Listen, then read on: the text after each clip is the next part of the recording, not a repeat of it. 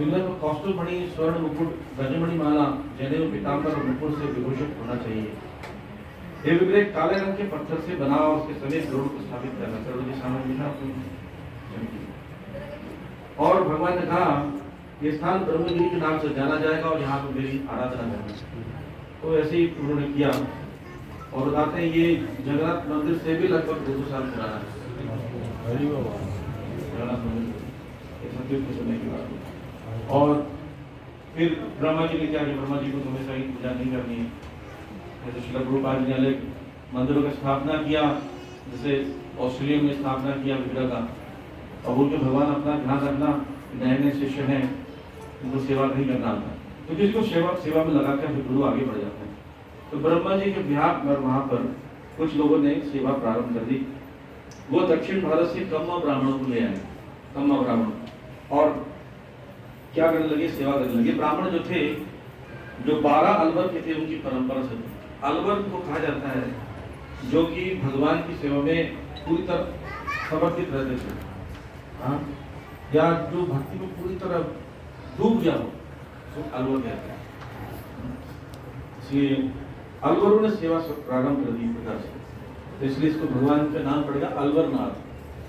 अलवरनाथ से अलारनाथ नाम पड़ेगा। अलवर मतलब भगवान के भक्त को पूरी तरह डूबा हो।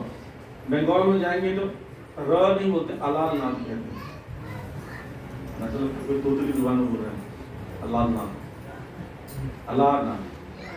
ऐसा चैतन्य चरितामृत, चैतन्य भागवत में भी ऐसे लिखा अलालनाथ।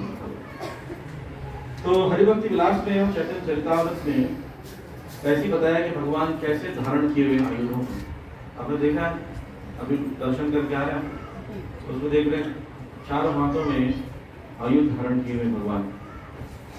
पद्म सुदर्शन शंख गदा तत्ते जनार्दनः, तो पद्म सुदर्शन शंख गदा, तो ऐसी सीक्वेंस है। ये सीक्वेंस जब चेंज होता है तो ये जनार्दन जो भगवान है, षडोदक्षाय विष्णु, उनका सीक्वेंस बताएगा। फिर और चेंज होगा तो गर्भोदक्षाय विष्णु बन जाएंगे, और चेंज होगा तो महाविष्णु बन जाएंगे। यानी हाथ में शंख चक्र गदा पद्म का जब पोजीशन चेंज होता है तो अलग अलग पहचान होती है। अगर आपके सामने आ जाए महाविष्णु और प्रार्थना षडोदक्षाय विष्णु को कर रहे हो, तो भाई क्या पढ़ा नहीं है, स्कूल से पढ़े हो, गड़बड़ हो सकता है, इसलिए पता होना चाहिए। तो इस प्रकार से इस भगवान का रूप यहाँ पर वर्णन किया गया। इसमें इनके साथ में श्री लक्ष्मी जी हैं, सरस्वती जी, रुक्मिणी जी, सत्यभामा एवं उनके सेवकों में ललिता विशाखा। तो यहाँ पर गरुड़ जी सामने में हमेशा हाथ जोड़े बैठे रहते हैं। श्री भक्ति सिद्धांत सरस्वती ठाकुर बताते थे कि चैतन्य महाप्रभु गरुड़ जी के पास से दर्शन करते थे जगन्नाथपुरी में। देखा आपके स्थान, कितने लोगों ने देखा है? वहां पर जाएंगे तो भगवान ऐसे हाथ रखे उत्सुकता से देखते थे। गरुड़ जी के पीछे से जाके जगन्नाथ जी के दर्शन करते थे। उसमें भाई बलभद्र और सुभद्रा जी दिखते, तो जगन्नाथ जी दिखते साइड, तो बहुत ही भाव से देखते थे। स्थान थोड़ा सा वो जल जैसा लगता है, तेल जैसा।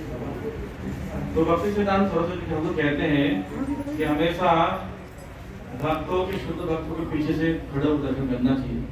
कि भगवान शुद्ध भक्तों को देखते हैं, बोलेंगे नहीं आज इसके बगल में कौन खड़ा हुआ है, तो शायद हम पर नजर, इसलिए चैतन्य महाप्रभु गरुड़ जी के पीछे से दर्शन किए।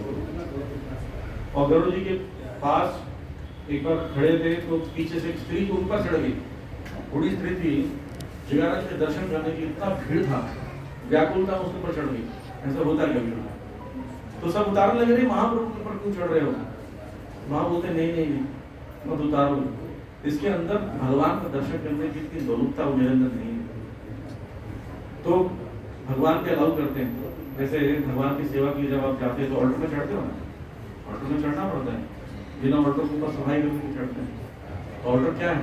बलराम जी, बलराम जी पर चढ़ते हैं कृष्ण की सेवा करने के। एक बार प्रभुपाद जी बैठे हुए थे तो उनकी जो शिष्या यमुना माता जी आई और पूछते प्रभुपाद जी खड़े रहे बहुत देर।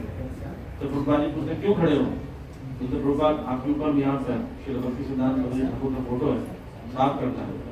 तो प्रभुपाद जी बोलते हैं उनकी सेवा की, मेरे पर चढ़ करके सेवा करते। तो ये भाव होता है। मेरे तो गरुड़ जी है, दर्शन वहां से फायदा है। इसलिए कई बार देखते हैं प्रभुपाद जी को, जब विग्रह को परिक्रमा कराते हैं मंदिर में, आपने देखा भक्त उनके पीछे पीछे चलते रहते हैं, और जैसे ही भगवान के पास दर्शन के लिए ले जाते हैं रूपा जी को, तो भक्त उनके पीछे खड़े रहते हैं। राधा पार्थ सारथी जरूर रूपा जी को देखते होंगे, और बगल में भी देख लेंगे कि बगल में कौन खड़ा हो सकता है, हमारा भी सही का अटेंडेंस लग जाए, तो हम लोग अटेंडेंस की सेवा को दिखाए आते हैं। तो इस प्रकार से इनके साथ में विराजमान है श्री मदन मोहन, आपने देखा होगा बलराम जी, और बाहर श्री कृष्ण भी है, पतित पावन अलारनाथ के बाहर विराजमान है। और पास में ही एक छोटी सी तालाब है, देखा आप लोगों ने? हादसे में कई लोग देखा, जो ऑटो में है वो नदी घाट नहीं देखा होगा। तो यहाँ पर चंदन यात्रा जब महोत्सव बनता है, तो यहाँ भी वहाँ पर चंदन यात्रा महोत्सव वहाँ पर नौका विहार आदि कराते हैं। और कार्तिक के मास में होता है, उसमें भी होता है 25 दिन तक राधा दामोदर का वेश को पहनाया जाता है, 4 दिन तक लक्ष्मी नारायण वेश धारण किया जाता है, राज वेश होता है। तो एक बार बहुत पहले यहाँ पे ब्राह्मण रहते थे, श्री केतन नामक ब्राह्मण थे। उनका क्या रहता था, उनके परिवार में सेवा होती थी, प्रत्येक दिन एक ब्राह्मण की सेवा या एक सप्ताह तक सेवा से ड्यूटी लगती है, तो यहाँ पे ड्यूटी लगती है। तो सेवा के लिए तो क्या करते थे, भगवान की सेवा के लिए भिक्षाटन की जाना पड़ता है, भिक्षा देओ लाओ, तैयार करो, रसोई तैयार करो, भगवान की भोग तैयार करो, भगवान को अर्पण करो, फिर परिवार को लोग खाते थे। तो उन्होंने भिक्षाटन के गए, भगवान के लिए मांगने गए, और अपने पुत्र को, छोटा सा पुत्र था 7-8 वर्ष का, तो कहा कि भगवान को तुम भोग लगा देना, मैं अभी शाम तक लौटूंगा। तो मधु नाम का पुत्र था उनका, भोग लगाने के लिए वही कई सालों से सुन रहे हैं, प्रेम से भगवान को लगाया, वो भगवान ग्रहण कर लीजिए। तो भगवान के सामने रखे, वो तो मैं खेल कर आता हूँ, खेलने चले गए। आधे घंटे बाद आए, देखे तो वैसे पड़ा, सब कुछ खाए नहीं भगवान, भगवान आंखों से ग्रहण करते हैं। तो मधु को लगा कि भगवान ने ग्रहण नहीं किया, नाराज है क्या भगवान, आप मुझसे ग्रहण कर लीजिए। बोलते हैं अगर आपने नहीं खाया, पिताजी सुनेंगे तो बोले तुम खेलने चले गए, इसलिए भगवान नहीं खा रहे। भगवान के जो भोज खाते हैं तो बगल में छोड़ के नहीं जाना, वहाँ बगल में बैठना चाहिए, वहाँ पर जप करना चाहिए, कीर्तन गाना चाहिए, शास्त्रों को पढ़ना चाहिए या भजन गाना चाहिए। तो फिर वो दोबारा चले गए, दोबारा आए, दोबारा देखे, दोबारा भगवान वैसे प्लेट पड़ा हुआ है। ऐसे होता है ना, हम तो चाहते हैं कि जल्दी से जल्दी जो कार्यक्रम हो जाए, ऐसे अंदर हाथ डालें, अंदर सब आ जाए और प्लेट निकालें, हम यही चाहते हैं। कई बार ऐसे बोलते हैं कि अरे खा लिया हमने, भगवान निकालो, तेरा ड्यूटी के लेट हो रहा है। परिवार में ऐसा भी करते हैं, और भगवान ग्रहण करते हैं, आपके साथ सुनेंगे। तो वो बहुत रोने लगे, मधु दोबारा आया खेल कर, रोने लगे, भगवान खाते क्यों नहीं आप? तो इस बार बोलते हैं, इस बार खाना जरूर, मैं खेल के आ रहा हूँ, खेलने चले गए, वापस भगवान ग्रहण कर चुके हैं पूरा। माता से पूछे लाओ भोग, माता ने कहा भगवान ने खा लिया, बोले हाँ खाली लाओ, खाली खाली। बोले नहीं सब नहीं, मेरे बेटा खा लिया, बोले नहीं भगवान ने खाया। तो इस प्रकार से वो ब्राह्मण को लौटने में, जो श्री केतन ब्राह्मण थे, उनको लौटने में 3 दिन हो गए। अब 3 दिन तक भगवान रोज खाने लगे, और पूरा परिवार भूखा रहता, भगवान खा लेते सारा भोग। तो जितना भी लगाते सब एक साथ भोग लगाया जाता भगवान, और सब खा लेते। पिताजी बहुत डांट लगाई, खान पूछा ऐसा तुमने क्यों किया, तुमने भगवान के प्रसाद के साथ किया क्या, तुम भी भूखे हो, परिवार भूखा, किया क्या, फेंक दिया, क्या किया? विश्वास ही नहीं हो रहा। तो बोले मैंने तो आपने जैसे बताया वैसे किया, मैंने भगवान खा लिए। तो श्री केतन जी कहते हैं नहीं, वो नहीं खा सकते, वो तो एक पत्थर में विग्रह है, वो कैसे खा लेंगे? तो उन्होंने बोला ठीक है चलो भोग लगाओ, देखते हैं। तो फिर से भोग लगाते हैं, और छुप कर देखते हैं पिता श्री केतन। तो भगवान झुके और खीर का कटोरा खाने लगे। तो श्री केतन घुस गए अंदर, बोले तुम पत्थर को कैसे खा सकते हो? हाथ पकड़ लिया उनका। कैसे खा सकते हो? हाथ जब पकड़ा है तो कटोरा से छलक गया और हाथ जल गया। देखेंगे आप भगवान विग्रह में हाथ जला हुआ है ना, विग्रह वैसा नहीं, इसके प्लेट नहीं है, जल जैसे जलने पर निशान होता है, किसी का है हाथ पे जला निशान, बहुत दफा होगा, तो आप देख सकते हो वैसे भगवान का जला हुआ है। तो छलक के गिर गया। उन्होंने कहा, भगवान को कहा नहीं, यदि आप रोका भी होता, कारण नहीं था कि तुम सब कुछ खा जाते 3 दिन से, ये भी सब खा लो तो चौथा दिन हमारा उपवास हो जाएगा, तुम कैसे खा सकते? भगवान उत्तर दिया, तो ब्राह्मण के वेश में भौतिकवादी हो, मैं तुम जैसे भक्तिहीन व्यक्ति से कभी भोग स्वीकार नहीं करूंगा। मैंने मधु से भोग स्वीकार किया है, क्योंकि उसने भोग सरलता और प्रेम से लिया। योगे भक्त्या भक्ति पूर्वक। तब से वर्तमान में मंदिर के पंडित जो भगवान अलारनाथ को चलकर खाते हैं, देखा होगा आपने। और फिर उसके बाद कहें मधु के अलावा सब कुछ नष्ट हो जाएंगे, और सब नष्ट हो गए, सिर्फ मधु बचा। उसके बाद यहाँ पर बाद में राजा पुरुषोत्तम को भगवान ने स्वप्न में कहा कि मेरी सेवा के लिए मदद भेजिए। तो भगवान जो सेवा में पुरुषोत्तम जना राजा थे, उन्होंने टीम लगाकर यहाँ पर सेवा करके भगवान का दर्शन किया आपने। चैतन्य महाप्रभु जब जगन्नाथपुरी से जाने के लिए साउथ इंडिया जाने लगे, अपने भाई विश्वरूप को देखने जाऊंगा मैं, और संन्यास लेके भ्रमण कर रहे हैं, कहाँ है मैं देखना चाहता हूँ। तो कई दिनों तक जब जगन्नाथपुरी में रहे, जगन्नाथपुरी यहाँ से 19-20 किलोमीटर ज्यादा नहीं, तो जब वहां से निकले तो लोग इतना संग कर चुके थे, वहां के लोग मूर्छित हो जाते थे। मात्र ये घोषणा कर देंगे चैतन्य महाप्रभु की मैं जा रहा हूँ साउथ इंडिया से, मूर्छित हो जाते थे। इतना प्रेम देख के जाने पर बड़ा दिक्कत होने लगा। फिर उन्होंने कहा कि लेकिन मुझे जाना होगा, मैं तो संन्यास धारण किया हूँ। लेकिन बोलते हैं जैसे व्यक्ति मछली को अगर पानी से निकाल दिया जाए तो मछली मर जाती है, मेरे सब तुम जीवन हो, मेरे प्राण हो, अगर मैं तुमको छोड़ने की सोचता भी हूँ, मुझे लगता है मैं मर जाऊंगा। लेकिन क्या करूं, मुझे एक चीज दान दे दो, मुझे मेरा दान दे दो, मैं जाना चाहता हूँ। तो बोलते हैं कि लेकिन क्या आप सार्वभौम भट्टाचार्य को बिना बताए चले जाओगे? आपने सार्वभौम भट्टाचार्य के घर में इतने दिन रहे, तो कृपया सार्वभौम भट्टाचार्य को तो बात करके जाओ। लोग ऐसे करके रुकते। तो सार्वभौम भट्टाचार्य के पास जब जाते हैं, सार्वभौम भट्टाचार्य थोड़े से प्रेम का क्रोध जो होता है वैसे प्रकट करते हैं कि कैसे चले जाओगे, ऐसे कैसे चले जाओगे, जब तक मैं आज्ञा नहीं दूंगा तो कैसे जा सकते हो? तो जाकर उसके पैर पकड़ने लगते हैं। तो बोलते नहीं, कृपया आज्ञा दीजिए, मैं आपके आगे बिना नहीं जा सकता। तो बोलते नहीं, मैं चाहता हूँ रुको, मैं ठीक से सेवा नहीं कर पाया, जा रहे हो। तो उनको रोकते। तो चैतन्य महाप्रभु फिर 5-6 दिन रुकते हैं। 5-6 दिन के बाद बोलते हैं आप सेवा में काफी ले चुका हूँ, अब मुझे आज्ञा दीजिए, मैं जाना चाहता हूँ। बोले ठीक है, आपके साथ हम लोग 100 ब्राह्मण भेजेंगे। तो बोले फिर मैं अकेले कहाँ जा रहा हूँ? जैसा कि हम लोग इतने 100 लोग आए हैं। बोले कैसे कहते, अकेले गए थे? 250 लोग थे अकेले 250 लोग थोड़ी होता। तो ऐसे ही उनसे पूछते हैं। तो बोलते ठीक है, कुछ ब्राह्मणों को तो ले जाओ, 4-5 ब्राह्मण। बोलते नहीं, 4-5 ब्राह्मणों को ले जाओ, अकेले जाऊंगा। तब जिद करते हैं तो कृष्णदास नामक एक ब्राह्मण को भेजते हैं। चैतन्य महाप्रभु ब्राह्मण के हाथ के भोजन से कोई ग्रहण करते थे, भोग लगा हुआ, उनके साथ जाते हैं। और जाते समय वो क्या करते हैं, इसी राजमार्ग से आते हैं, यहाँ पर आते तो अलारनाथ जी का दर्शन करते हैं।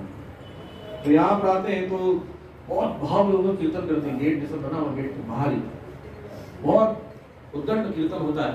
चैतन्य महाप्रभु नाचने लगते हैं और यहाँ के गाँव लोग सब इकट्ठे हो जाते हैं, आकर्षित हो जाते हैं। भगवान तो वैसे ही सर्व आकर्षक है, भगवान जब नृत्य करेंगे तो सोचो क्या होगा। अना जैसा घर में लड्डू गोपाल है या नृत्य करने लग जाए तो कैसा लगेगा? भीड़ लग गई, कोई जाना नहीं चाहता। और नित्यानंद प्रभु भी वहां पर आ गए, खूब जोरदार कीर्तन होने लगा। और अंदर प्रवेश करने अंदर जाते तो लोग भी घुसते, इतना भीड़। अभी देखिए हम कुछ लोग जा रहे हैं, कितना जाम हो जा रहा है ना, बार बार सिंगल लाइन बोल रहे, जो हमारी आदत नहीं है। तो बड़ी मुश्किल से भीड़ को कम कंट्रोल किया जा रहा था। लेकिन सब चाहते थे चैतन्य महाप्रभु कम से कम थक गए होंगे, कुछ प्रसाद वगैरह ग्रहण कर सके। दरवाजा बंद कर दिया गया, अंदर प्रवेश करने नहीं दिया गया। चैतन्य महाप्रभु व्याकुल होने लगे, सब लोग। अच्छा, उसके बाद भी कोई बाहर लोग कीर्तन कर रहे हैं, गौरा गौरा हरी हरी सब किए जा रहे हैं। चैतन्य महाप्रभु फिर दरवाजा खोल लिए और फिर बाहर गए और जाके फिर से कीर्तन करने लगे, हरी हरी खूब कीर्तन करने लगे। क्योंकि ये परंपरा ही है। जैसे एक स्थान पर ऐसा स्थान है जहाँ पर खाने वाले भगवान भी है, नाचने वाले भगवान भी है ना। बाकी जगह में है विश्राम करने वाले भगवान भी है, तपस्या करने वाले भगवान भी है, राज करने वाले भगवान भी है। और ये स्थान जो है, जो जगन्नाथपुरी वहां पर दोनों एक साथ भगवान खड़े हो गए, ईटिंग और डांसिंग, और यही हमारा कार्यक्रम बनता है, नाचो गाओ खाओ तुम धाम जाओ। तो इस प्रकार से चैतन्य महाप्रभु चले गए। और जैसे कि वर्णन किया गया था, आप देखिए इतिहास के जगत अगर अधिग्राम सर्वत्र प्रचार हुए गए, तो प्रारंभ हो गया प्रकार से यहाँ से। तो यहाँ से देखा जाए तो शुभारंभ प्रचार में यही से हो गया था कि गांव में गांव कीर्तन कर रहे थे। देखिए नित्यानंद प्रभु कहे भक्त गणे, हे रूपे नित्यादि अमितम गणे। तो चैतन्य महाप्रभु देख के सब नृत्य करने लगे और समरे कीर्तन करने लगे, कोलाहल होने लगा।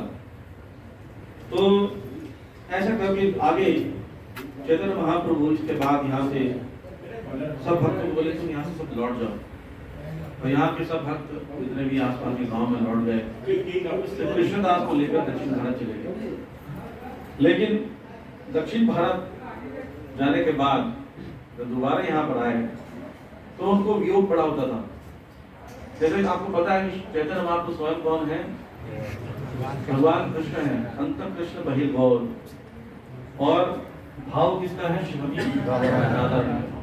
तो श्रीमती राधा रानी का भाव तो जगन्नाथ जी को देख, कृष्ण को देखकर भगवान सब व्याकुल हो जाते हैं।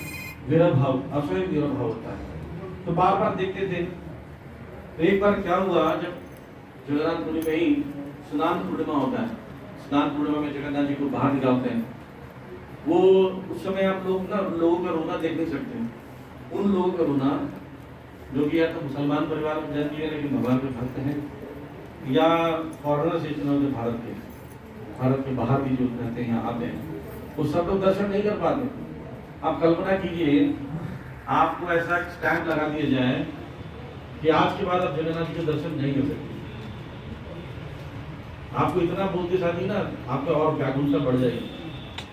जैसे कि सुबह सुबह अनाउंसमेंट होता ना, आज टुडे इज फास्टिंग टिल नून, उसी समय लगता है किसी ने आग लगा दी बेटा। क्या सब लोग कहते क्या है ना, ऐसे बोलते हैं today is this appearance of भक्ति सिद्धांत सरस्वती ठाकुर, हरि बोल, फास्टिंग टिल नून। एक भक्त पर बोल रहे थे, प्रभु जी ये सारे आचार्य लोग अलग अलग दिन क्यों आए? क्यों नहीं आ गए? तो कहीं पर आके बोले थे।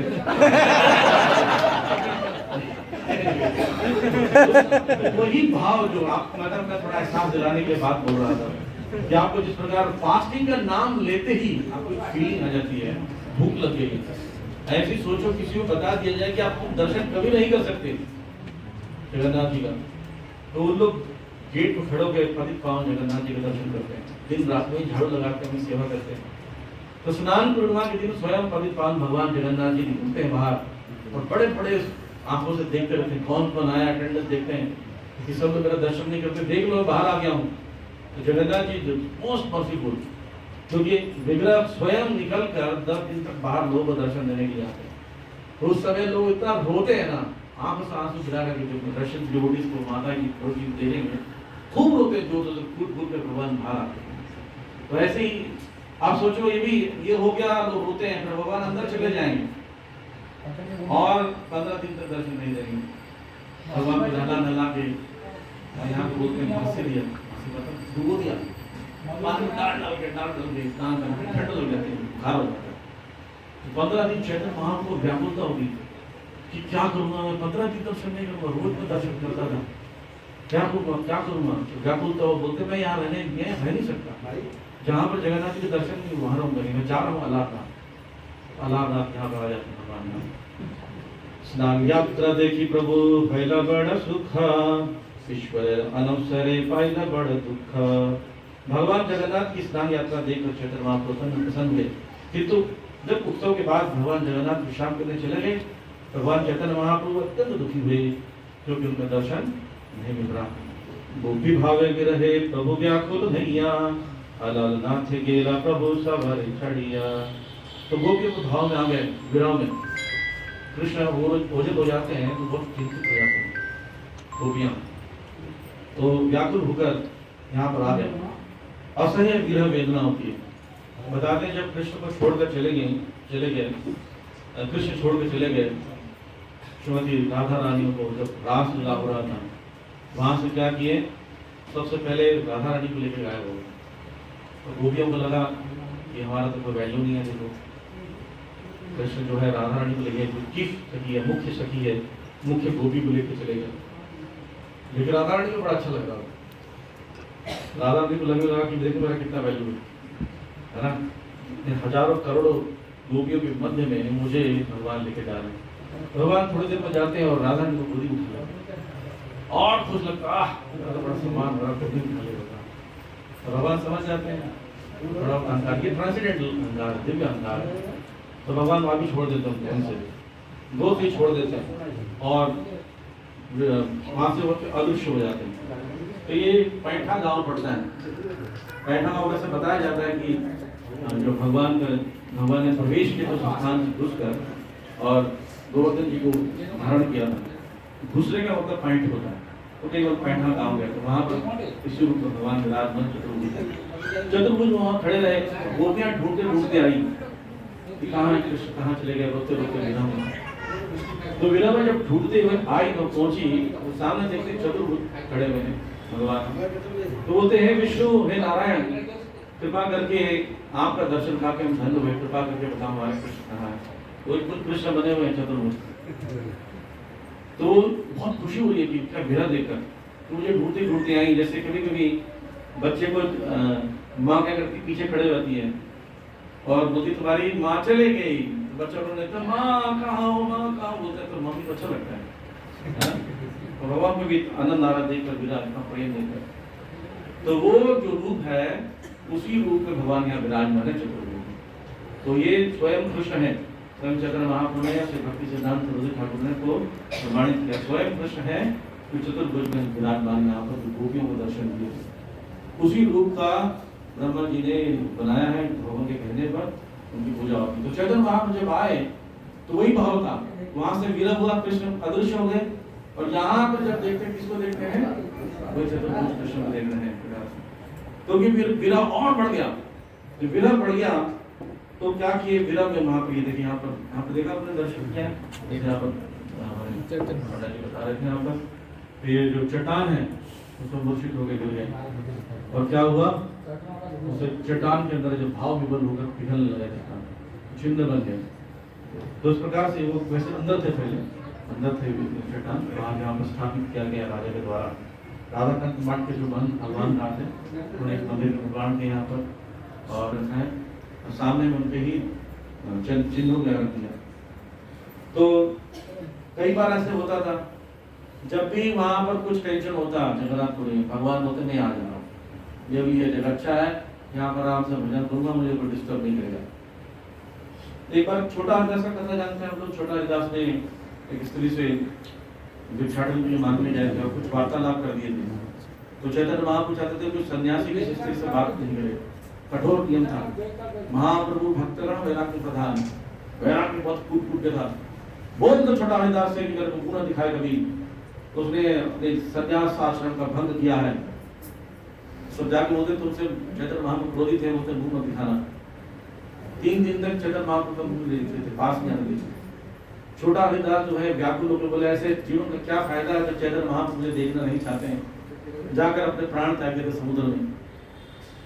जब प्राण चले जाते हैं तो लोग बताते हैं चैतन्य महाप्रभु छोटा हरिदास सभी त्याग दिए, बोले इसके साथ ऐसे ही होना चाहिए। सही हुआ, इतना कठोर हृदय था। तो मुझे इतना कठोर हृदय कैसे है? वास्तव में छोटा हरिदास बाद में गंधर्व बनकर रोज चैतन्य महाप्रभु को गीत सुनाते थे, वैष्णव गीत, गोपी गीत। इस कारण से भी चैतन्य महाप्रभु लीला की। चैतन्य महाप्रभु अपने जितने साथ में रहने वाले थे, उनके साथ मोबाइल नहीं होता था। चैतन्य महाप्रभु चाहते थे कि उनके साथ में रहने वाले एकदम वैरागी रहे, ताकि आने वाली परंपरा उसको अच्छे से गंभीरता से पालन कर सके। तब उन्होंने जब कहा कि आप छोटा हरिदास को क्षमा कर दो, परमानंद प्रिया के कहते हैं, परमानंद प्रिय गुरु के तुल्य है, वो कहते हैं तोरे को आज्ञा है मुई जाई अलालना एकले रही बता गोविंद मात्र सार।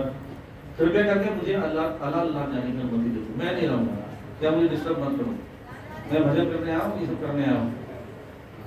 वैसे ही जब गोपीनाथ पटनायक के जो पुत्र थे, गोपीनाथ पटनायक जो धवानंद के पुत्र थे, वो भी कुछ राजकोष का कुछ धन खर्चा कर दिए थे, उनको फांसी पर चढ़ाया जा रहा था। सब बोले कि आपके प्रिय धवानंद के पुत्र गोपीनाथ पटनायक है, उनको बचाओ, रक्षा करो।